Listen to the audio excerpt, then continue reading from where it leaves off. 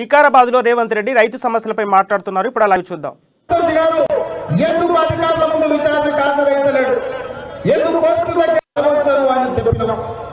మరి నేను ఇవాళ అడుగుతున్నా, ఎమ్మెల్యే కొనుగోలు మీద ఆరోపణలు ఎదుర్కొంటున్న పిఎస్ సంతోష్ గారు ఎందుకు అధికారుల ముందు విచారణకు హాజరైతలేడు, ఎందుకు కోర్టు దగ్గర? ప్రభుత్వం ధరణి పోర్టల్లో నిషేధం విధించి ఆ భూములను గుంజుకొని అమ్ముకునే కార్యక్రమాలు చేపడుతుంది.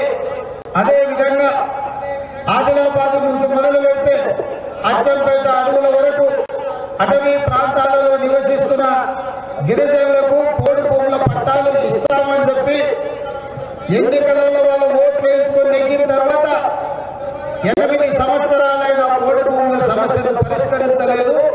మంత్రివర్గ ఉపసంఘాన్ని నియమించడం కాదు, తక్షణమే గిరిజనులకు, లంబాడి సోదరులకు, ఆదివాసీలకు పోడు భూముల పట్టాలు ఇచ్చి వాళ్ళని ఆదుకోవాలి. లేకపోతే మేము మండలాల వారీగా, నియోజకవర్గాల వారీగా, జిల్లాలలో కలెక్టర్ల కార్యాలయం ముందు నిరసన కార్యక్రమాలు చేపట్టమని చెప్పి కాంగ్రెస్ పార్టీ పిలుపునివ్వడం జరిగింది. దాంట్లో భాగంగానే 25 తారీఖు నాడు మండల కేంద్రాలలో నిరసన తెలిపినాం. 30 తారీఖు నాడు నియోజకవర్గ కేంద్రాలలో నిరసన తెలిపినాం. ఇవాళ 5 తారీఖు నాడు కలెక్టర్ కార్యాలయం ముందు నిరసన తెలుపుతాం. ఈ నిరసన కార్యక్రమంలో కలెక్టర్లకు వినతి పత్రాలు ఇస్తాం.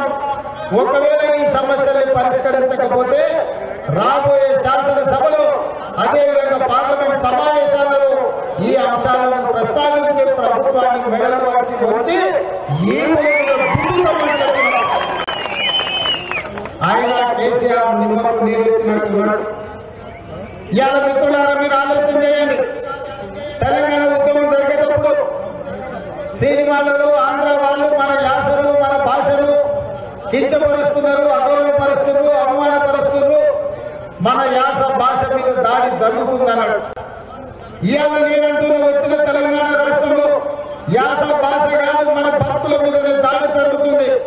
మన కల్చర్, అగ్రికల్చర్, ఇవాళ మన కల్చర్ అయినా, మన సంస్కృతి అయినా, అగ్రికల్చర్ ని శాశ్వతంగా ఈ రాష్ట్ర ప్రభుత్వం చంద్రశేఖరరావు గారు దెబ్బతీసి శాశ్వతంగా మనల్ని మన పొలాలలో రైతు కూలీలుగా, బానిసలుగా మార్చి మళ్ళీ వ్యక్తి చాకిన విధానాన్ని ప్రవేశపెట్టడానికి చంద్రశేఖరరావు గారు ప్రయత్నం చేస్తున్నారు. అందుకే ఇవాళ ఈ సమస్య తీవ్రతను గుర్తించి కాంగ్రెస్ పార్టీ ఈ నిరసన కార్యక్రమాలను తీసుకున్నారు. ఒక పక్కన ప్రజా సమస్యల మీద మనం నిరసన కార్యక్రమాలు తీసుకుంటుంటే, ఢిల్లీలో ఉన్నాడేమో ఢిల్లీలో లిక్కర్ స్కామ్ అంటాడు, గల్లీలో ఉన్నాడు ఎమ్మెల్యేల కొనుగోలు అంటాడు. ఇవాళ ఏ టీవీలు చూసినా, ఏ పేపర్లు చూసినా ఈ దరిద్రపు నాయకులు చేసే చిల్లర చేష్టలు ఇవాళ టీవీల పేపర్లలో వస్తున్నాయి. కానీ ఇప్పటికి వస్తే ఇంత కథ కాగితాలు, ఇన్ని కథ కాగితాలు ఇవాళ రైతులు సమస్యల మీద వాళ్ళ జీవితాలు ఆగమైపోతున్నాయి, వాళ్ళ భూములు పరాయి ప్రాణులు అయిపోతున్నాయి అని చెప్పి ఫిర్యాదులు చేస్తే 10 నిమిషాలలోనే ఇంత కట్టు వచ్చినాయి. ప్రతిరోజు కలెక్టర్ కార్యాలయానికి ఎన్ని ఫిర్యాదులు వస్తున్నాయో మీరు ఒక్కసారి ఆలోచన చేయండి. ఇవాళ ప్రభుత్వంలో ఉన్న పార్టీకి సంబంధించిన జడ్పీటీసీ జిల్లా పరిషత్ సమావేశంలో ఈ ప్రభుత్వంలో పనులు జరుగుతలేవు, ఎకరాకు ₹1,00,000 లంచం ఇవ్వాల్సిన పరిస్థితి వచ్చింది అని చెప్పి ఒక మహిళ మాట్లాడిందంటే ఈ రాష్ట్రంలో ఉన్న పరిపాలన ఏ విధంగా ఉందో మీరు ఆలోచన చేయండి.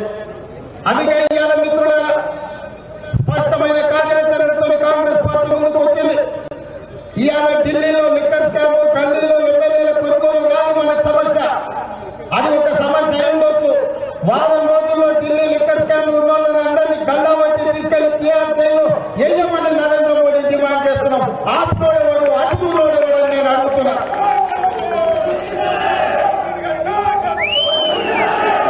అదేవిధంగా మా శాసనసభ్యుల్ని కొట్టురు అని ఇవాళ మాట్లాడుతున్నారు. అమలు పోవడానికి బేరసారాలు చేసిన సన్నాసులు ఎవరని నేను అడుగుతున్నా. ఇవాళ మొదటిసారా ఈ ఎమ్మెల్యే